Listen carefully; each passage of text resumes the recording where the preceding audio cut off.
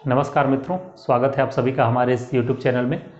आज हम लोग समाजशास्त्र की कक्षाओं के अंतर्गत जिन विषयों की चर्चा करने जा रहे हैं उसके अंतर्गत आज हम लोग देखेंगे कि संस्कृति के विषय में कि संस्कृति क्या है, संस्कृति क्या होती है, उसकी परिभाषा क्या है, संस्कृति की विशेषताएं कौन कौन सी है। ठीक है, साथ ही साथ ये देखेंगे कि व्यक्तित्व क्या होता है, संस्कृति और व्यक्तित्व में संबंध किस प्रकार के हैं, या व्यक्तित्व के विकास में संस्कृति किस प्रकार सहायक है। तो इन सभी चीज़ों के बारे में आज हम लोग इस वीडियो में चर्चा करेंगे। तो चलिए शुरू करते हैं। तो सबसे पहले हम लोग देखते हैं संस्कृति का अर्थ, कि संस्कृति का अर्थ क्या होता है।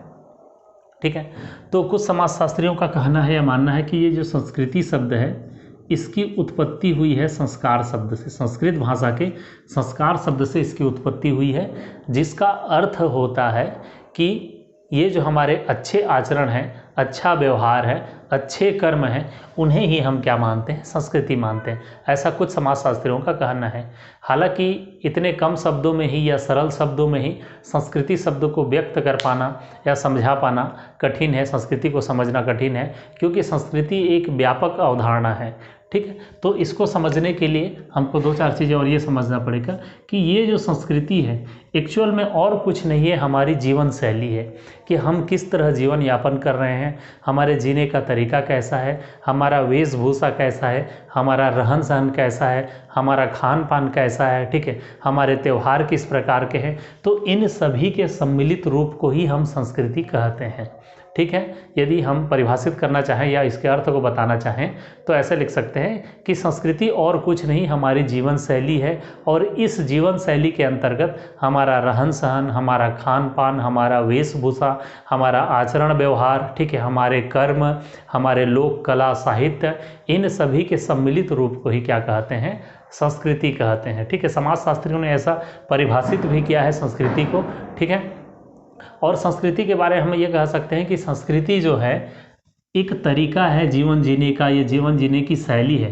क्योंकि संस्कृति शब्द का प्रयोग जो है हम अपने दैनिक जीवन में कई बार करते हैं, साधारण बोलचाल की भाषा में, जैसी हमारी संस्कृति हो गया ऐसा कहते हैं, या कह सकते हैं हिंदू की या हिंदू धर्म की संस्कृति कहते हैं, या कहते हैं कि पाश्चात्य संस्कृति ऐसी है, ऐसा कहा जाता है। तो ये जो संस्कृति है एक व्यापक अवधारणा है। आपको यदि इसका अर्थ भी लिखना होगा तो आप चाहे तो इस प्रकार लिख सकते हैं एग्जाम में कि संस्कृति संस्कृत भाषा के संस्कार शब्द से इसकी उत्पत्ति हुई है। ठीक है, जिसका अर्थ होता है हमारा आचरण, हमारा व्यवहार, हमारे अच्छे कर्म को ही संस्कृति कहा जाता है। ठीक है, जो हमारे लिए भी और समाज के लिए भी क्या हो, कल्याणकारी हो। ठीक है, दूसरे शब्दों में ये कह सकते हैं कि संस्कृति और कुछ नहीं है, हमारे जीवन शैली, हमारे जीवन का मतलब जीने का तरीका है, जिसके अंतर्गत हमारा रहन सहन, हमारा खान पान, चाहे वेशभूषा हो, चाहे हमारे त्यौहार हों, चाहे अन्य क्रियाकलाप को ही हम क्या कहते हैं, संस्कृति कहते हैं।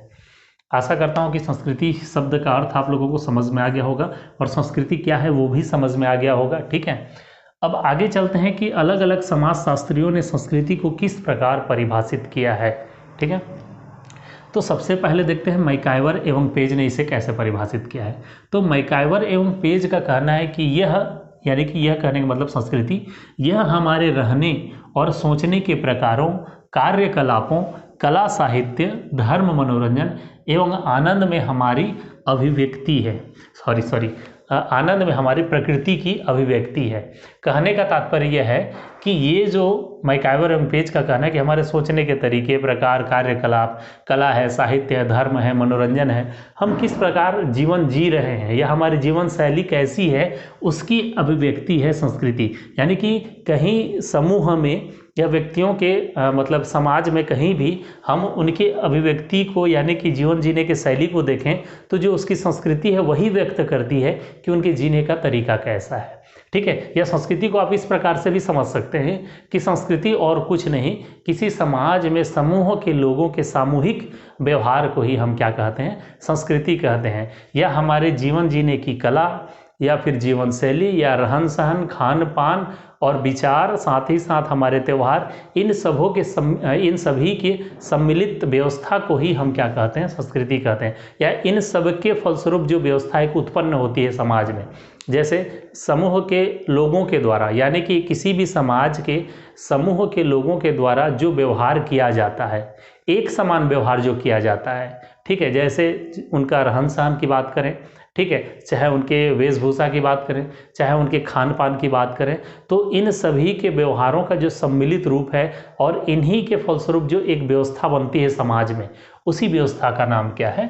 संस्कृति है। आगे देखते हैं मजुमदार क्या कहते हैं। मजुमदार का कहना है कि लोगों के जीने के ढंग को ही संस्कृति कहते हैं, जैसे कि मैंने बताया।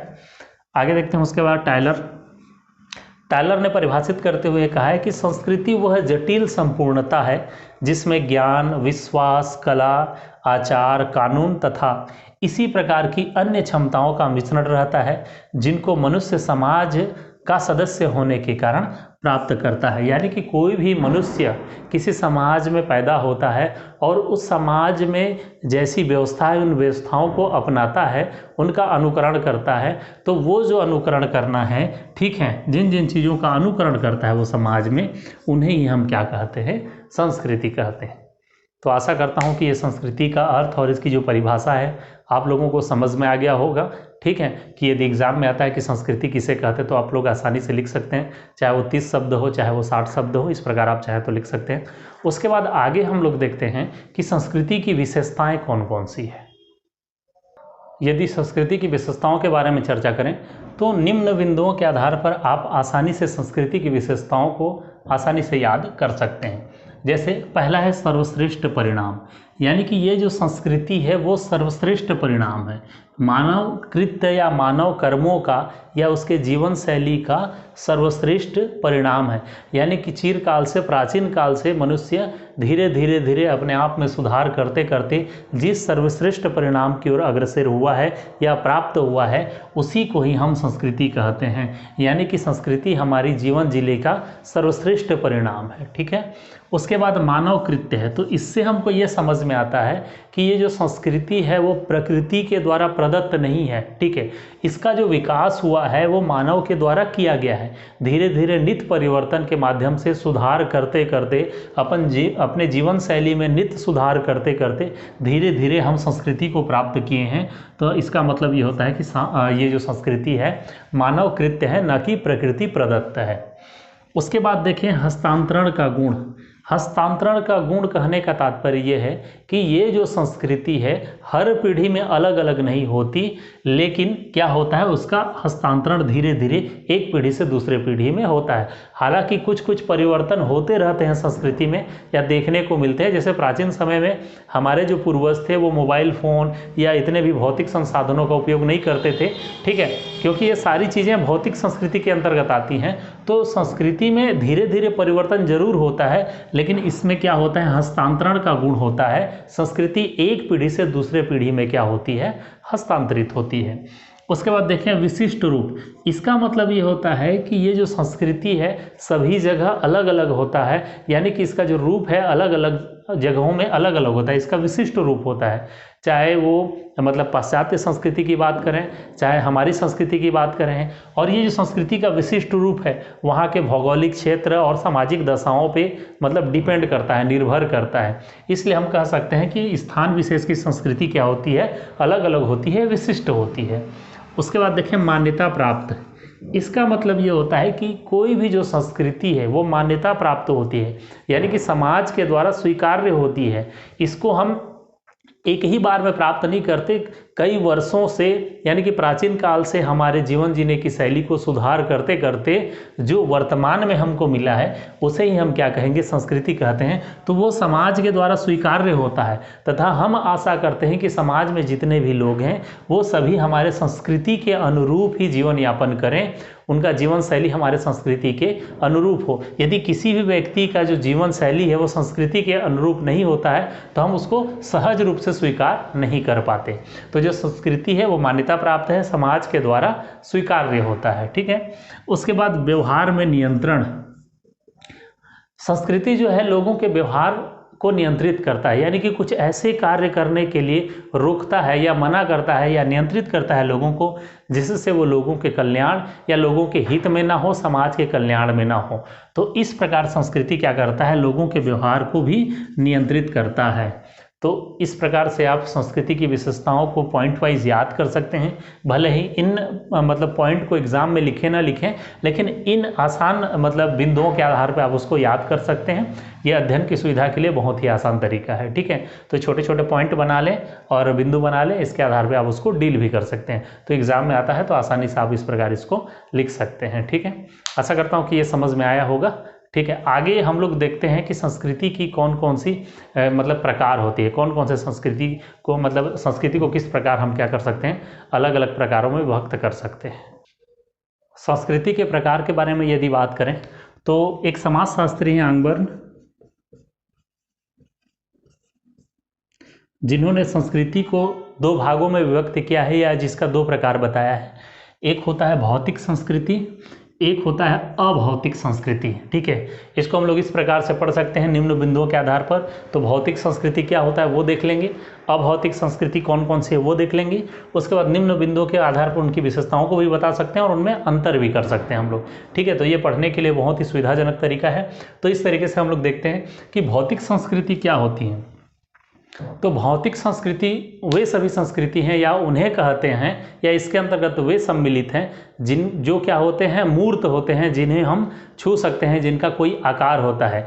यानी कि भौतिक संस्कृति के अंतर्गत वे सभी वस्तुएं सम्मिलित हैं, ये शामिल किए जाते हैं जो मूर्त होते हैं, जिनका कोई आकार होता है, जिन्हें हम छू कर देख सकते हैं। जैसे फॉर एग्जाम्पल हम कह सकते हैं कि मोबाइल है, ठीक है, टीवी है, चश्मा है, टेबल है, बल्ब है, ठीक है, कार है। ये सभी किसके अंतर्गत शामिल है, भौतिक संस्कृति के अंतर्गत सम्मिलित किए जाते हैं, क्योंकि ये क्या होते हैं, मूर्त होते हैं, जो दिखाई देते हैं, स्थान गिरते हैं, हम इसे छू कर महसूस भी कर सकते हैं, ठीक है। तो ये किसके अंतर्गत, भौतिक संस्कृति के अंतर्गत सम्मिलित किए जाते हैं। यानी कि भौतिक संस्कृति वे संस्कृति हैं जो मूर्त होते हैं, जिन्हें हम छू कर महसूस कर सकते हैं, जो हमें दिखाई देते हैं। फॉर एग्जाम्पल के लिए मोबाइल हो गया, टीवी हो गया, कार हो गया, रेलगाड़ी हो गया, पंखा हो गया, ये सभी क्या आते हैं, सभी वस्तुएं भौतिक संस्कृति के अंतर्गत आते हैं। उसके बाद यदि अभौतिक संस्कृति के बारे में बात किया जाए तो इसके जस्ट अपोजिट है कि अभौतिक जो संस्कृति होते हैं वो क्या होते हैं, वो अमूर्त होते हैं, हमें दिखाई नहीं देते, बस उसको हम अपने फीलिंग्स के थ्रू महसूस कर सकते हैं उन्हें, ठीक है। तो उन सभी को क्या कहते हैं हम लोग, मतलब अभौतिक संस्कृति कहते हैं। जैसे मनुष्य का व्यवहार हो गया, ठीक है, उसके कर्म हो गए, उसके फीलिंग्स हो गए, उसके भावनाएं हो गई, इन सभी को हम लोग किसके अंतर्गत, अभौतिक संस्कृति के अंतर्गत सम्मिलित करते हैं। जैसे उसका रहन सहन है या ठीक है, या उसका व्यवहार हो गया, उसका कर्म हो गया, इन सभी चीज़ों को ठीक मतलब कि इसके अंतर्गत अभौतिक संस्कृति के अंतर्गत हम लोग सम्मिलित करते हैं। और ये जो अभौतिक संस्कृति होते हैं वो अमूर्त होते हैं, इन्हें हम छू नहीं सकते, देख नहीं सकते, ठीक है। एक समाजशास्त्री है सोरोकिन, जिन्होंने इसे भावात्मक संस्कृति भी कहा है।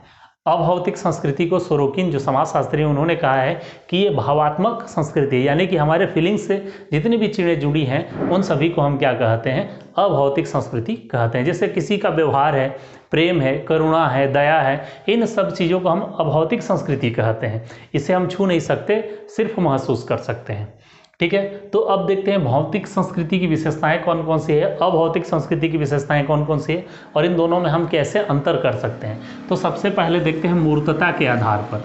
तो स्पष्ट है परिभाषा से कि जो ये भौतिक संस्कृति होते हैं क्या होते हैं, इनमें मूर्तता पाई जाती है या मूर्त होते हैं, इसे हम दे सकते हैं, छू सकते हैं, ठीक है। जबकि अभौतिक संस्कृति क्या होता है, अमूर्त होता है, हम उसे छू नहीं सकते। जैसे प्रेम है, करुणा है, दया है, व्यवहार है, इन सबको हम छू नहीं सकते। तो अभौतिक संस्कृति क्या है, अमूर्त होते हैं, ठीक है। ये विशेषता भी है और दोनों में अंतर भी है।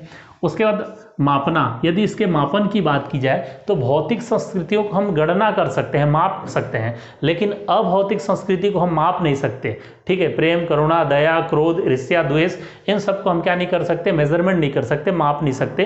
तो अभौतिक संस्कृति क्या होता है, जिनका मापन नहीं किया जा सकता। उसके बाद मूल्यांकन, मूल्यांकन भी हम कर सकते हैं कि इनका भौतिक संस्कृति का मूल्यांकन कर सकते हैं कि हमारे पास कितना है, उनका वैल्यू कैसा है, लेकिन अभौतिक संस्कृतियों का हम मूल्यांकन नहीं कर पाते। उसके बाद देखेंगे परिवर्तन। तो भौतिक संस्कृति में आसानी से परिवर्तन हो जाता है। जैसे पिछले, यदि हम एक पीढ़ी पहले की बात करें ये हमारे पूर्वजों की बात करें जस्ट एक पहली मतलब पीढ़ी पहले की, तो उनके पास मोबाइल फ़ोन था नहीं, कार की सुविधा उतना मतलब आवागमन का सुविधाएं नहीं था, भौतिक संसाधन नहीं थे। तो हम कह सकते हैं कि भौतिक संस्कृति में बहुत जल्दी परिवर्तन होता है। पहले कीपैड वाला मोबाइल आता था, एंड्रॉयड आ गया, टच आ गया, तो भौतिक जो संस्कृति होते हैं उनमें बहुत जल्दी परिवर्तन होता है, जबकि अभौतिक संस्कृति में परिवर्तन बहुत देर से होता है, क्योंकि पीढ़ी दर पीढ़ी चलते आते रहते हैं और हमारी विरासत के फलस्वरूप हमको ये मिला रहता है। ठीक है, तो इनमें परिवर्तन आसानी से नहीं होता। स्वीकार्यता की बात करें तो इसको आसानी से स्वीकार किया जा सकता है कि इसको भौतिक संस्कृति को, ठीक है, भौतिक संस्कृति यानी कि भौतिक संसाधन जितने भी हैं अपने पास, जितने भी सुविधाजनक वस्तुएं हैं, वो सभी आते हैं भौतिक संस्कृति के अंतर्गत। तो उसको हम लोग आसानी से स्वीकार कर सकते हैं। जैसे अमेरिका में जो जो चीज़ यूज़ हो रही है उससे हम भारत में भी क्या कर सकते हैं, आसानी से स्वीकार करके यूज कर सकते हैं। लेकिन जो अभौतिक संस्कृति है, जैसे वहाँ की जो फीलिंग्स है, यहाँ की जो फीलिंग्स है, वो अलग अलग है, तो उसको आसानी से हम उसको स्वीकार नहीं कर पाते। विभिन्नता की बात करें तो अलग अलग जगहों की, जैसे संस्कृति की बात करें तो अलग अलग होती है, तो उस प्रकार भौतिक संस्कृति में विभिन्नताएं कम होती है। ठीक है, जैसे अमेरिका में जो मोबाइल एप्पल यूज़ हो रहा है, यहाँ भी हो रहा है, यानी कि भौतिक संस्कृति में बहुत कम क्या होता है, विभिन्नता होता है। लेकिन अभौतिक संस्कृति में बहुत ज़्यादा विभिन्नताएं होती हैं और दूसरे जगह की संस्कृति को हम आसानी से नहीं अपना सकते। तो निम्न बिंदुओं के आधार पर आप समझ सकते हैं कि भौतिक संस्कृति क्या है, अभौतिक संस्कृति क्या है, दोनों में अंतर हम कह सकते हैं, मतलब आसानी से अंतर कर सकते हैं और समझ सकते हैं। ठीक है, आशा करता हूं कि ये सारी चीज़ें आपको समझ में आई होगी। ठीक है, इसके बाद नेक्स्ट वीडियो में हम लोग देखेंगे कि व्यक्तित्व क्या होता है, व्यक्तित्व का इसके साथ संबंध क्या होता है। ठीक है, यदि वीडियो पसंद आता है तो आप लोग निश्चित तौर पर लाइक करें और यदि कुछ डाउट होता है तो कॉमेंट करें। ठीक है, आगे हम लोग नेक्स्ट वीडियो में देखेंगे। इस वीडियो को देखने के लिए बहुत बहुत धन्यवाद।